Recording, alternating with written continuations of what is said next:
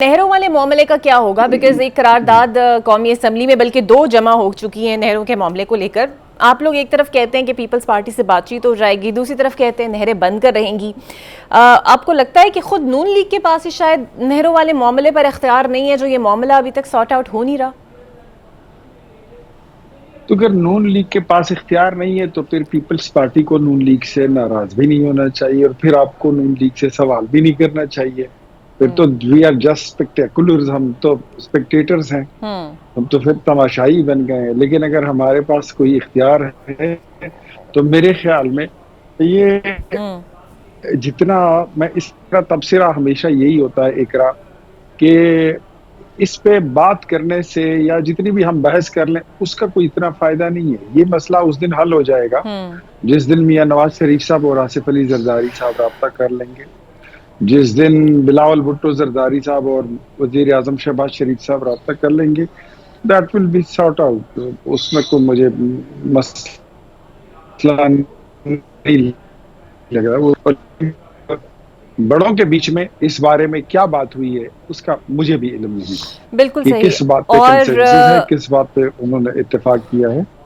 تو مطلب اس پہ اگر کسی پارٹی کا کوئی اسپوکس پرسن اگر بات کرے تو میرے خیال میں وہ اپنی قد کاٹ سے زیادہ بات کرے گا. بالکل ٹھیک ہے. اچھا سر، گزشتہ دنوں رانا ثناء اللہ صاحب نے پی ٹی آئی کی مشکلات کا حل ہونے کا سلوشن یہ بتایا تھا کہ وہ بات چیت کریں آپ لوگوں سے. پھر عارف علوی صاحب کا بیان بیرون ملک سے آیا کہ اگر آپ لوگ انتخابات کے حوالے سے کوئی مذاکرات کرتے ہیں تو وہ خیر مقدم کریں گے. تو کیا اس ڈگر پہ بات ہو سکتی ہے کہ آپ انتخابات کی لالی پاپ انہیں دے دیں اور بات شات شروع ہو جائے آپ دونوں کے درمیان؟ جی بالکل، انتخابات ہوں گے، اگلے سال ہوں گے، اور وہ خیبر پختونخوا میں ہوں گے، اور وہ بلدیاتی انتخابات ہوں گے. انشاءاللہ اس کی تیاری کریں، یہ لوگ بھی کریں، ہم بھی کرتے ہیں. اور اس کے علاوہ کوئی انتخابات کا پروگرام فی الحال نہیں ہے. اور اگر انہوں نے کسی قومی انتخابات کی وہ بات کرتے ہیں تو میرے خیال میں یہ بے وقت کی راگنی ہے. اور اس کو عارف علوی صاحب کو بھی یہ بات معلوم ہے. جب وہ کہتے ہوتے تھے کہ ہمیں تو یاد ہے جب وہ فرمایا کرتے تھے کہ الیکشن سے پہلے جو وعدے ہوتے ہیں، انتخابی منظور ہوتا ہے، وہ ایسے ہی ہوتا ہے جیسے شادی سے پہلے کوئی وعدے کرتا ہے. تو وہ خود میرے خیال میں عارف علوی صاحب اپنی ساری چیزیں جو ہیں وہ کھو چکے ہیں، ان کی کریڈیبلٹی ابھی رہی نہیں. تو عارف علوی صاحب الیکشن کو کیا کرتے ہیں، اور عارف علوی صاحب کی جماعت میں بچا کیا ہے، ان کی پارٹی میں بچ کیا گیا ہے؟ ان کی تو پارٹی نہیں رہی. ہم تو پہلے سے کہتے تھے کہ اس پارٹی میں نہ کوئی چیئرمین ہے، نہ کوئی صدر ہے، نہ کوئی جنرل سیکرٹری ہے، نہ اس میں کوئی سینئر نائب صدر ہے، نہ کوئی کارکن ہے. ایسے ہی لگتا ہے جیسے یہ سارے ایک دن پیدا ہوئے ہیں. نہ اس میں کوئی دادا ہے، نہ بیٹا ہے، نہ باپ ہے، نہ بھانجا ہے، نہ بھتیجا ہے. سب ایک عمر کے لوگ ہیں، چاہے جس عمر کے بھی ہیں. تو ان میں ڈسپلن نہیں، ان کی پارٹی رہی نہیں. میرے خیال میں اٹس بیٹر کہ اگر وہ قومی معاملات میں کوئی کردار ادا کر سکتے ہیں تو آ جائے، ورنہ بہتر ہے کہ اپنا کلینک چلائیں، اس سے زیادہ اور کوئی بات نہ کرے. تمہیں سر، پی ٹی آئی والے کہتے ہیں کہ آپ چونکہ بانی کی پارٹی میں پھوٹ ڈلوانا چاہتے ہیں، اس لیے من پسند لوگوں سے ملاقاتوں کے لیے بھیج دیا جاتا ہے اور اہل خانہ کو ملاقات نہیں کرنے دی جاتی. یار اقرا، بات ایسی ہے، ہمیں ضرورت ہی کوئی نہیں ہے فی الحال. دیکھیں نا کہ جہاں پہ خود اتنی رونق انہوں نے لگائی ہوئی ہے، اتنی رونق لگائی ہوئی ہے کہ ان کے، اب آپ کو یہ معلوم ہوگا کہ عمران خان کی جو ملاقات کی لسٹ ہے وہ کون بناتا ہے؟ سلمان اکرم راجہ بناتے ہیں. 2 بندے اس کے ساتھ اور ہیں. تو یہ لسٹ تو ہمیں دے دینا کہ ان کی ملاقات ہے، آگے کوئی ہم پرسو کریں گے. اب ان کی لسٹ کچھ اور ہوتی ہے، ادھر بندے کچھ اور جاتے ہیں، پھر جب وہاں پہ ان کو نہیں چھوڑا جاتا پھر یہ ڈرامہ بناتے ہیں. پھر یہ آپ نے دیکھا ہوگا کہ ان کے پاس ایک وہ آدھا مولوی اور آدھا ڈسکو ٹائپ ایک بندہ ہے، وہ صاحبزادہ حامد رضا صاحب. وہ پھر خود چلے گئے اور ادھر گاڑی میں ڈاٹسن میں بیٹھ گئے کہ جی میری گرفتاری ہو گئی، میری گرفتاری ہو گئی. پتہ نہیں کیسی گرفتاری ہو گئی. آدھے گھنٹے بعد پھر وہ باہر پھر رہے تھے، میڈیا سے بات چیت کر رہے تھے. یہ لوگ ڈرامے باز لوگ ہیں. ان کو یہ 5th وار جنریشن جتنی ہے نا، انہوں نے بڑی اچھی کھیلی ہے. یہ سوشل میڈیا پہ جتنا یہ گلواڑ اور ڈرامہ یہ سرکس لگا سکتے تھے وہ انہوں نے اچھا کیا ہے. اب اگر میں کہوں کہ ان کی اپنی پارٹی ان آرڈر نہیں ہے، ان کا اپنا ہاؤس ان آرڈر نہیں ہے.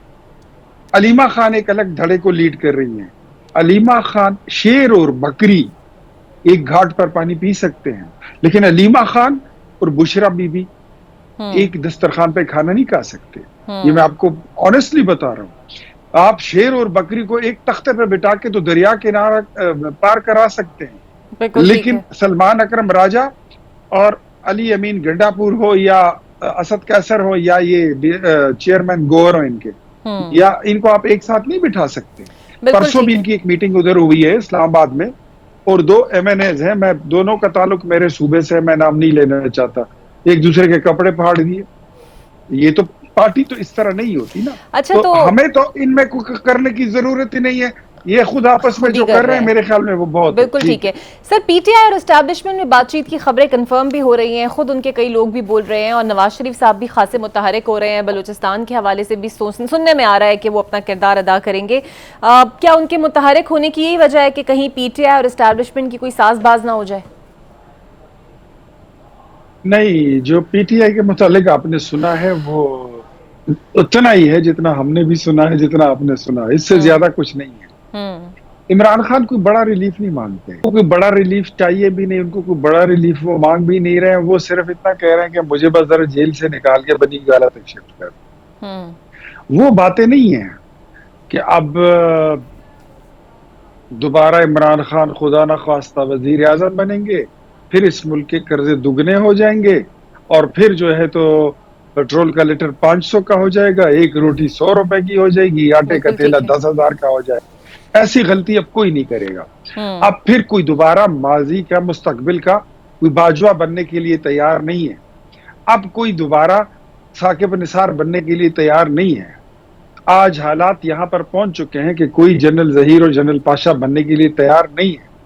ایک فیض ہے جو بھگت رہا ہے، دوسرا فیض کوئی بننے کے لیے تیار نہیں ہے. میرے خیال میں یہ ایک عمران کو بھی یہ بات جو ہے سمجھ آ گئی ہے، اور وہ کہتے ہیں، وہ بڑے سیانے آہستہ آہستہ میرے خیال میں ہو رہے ہیں.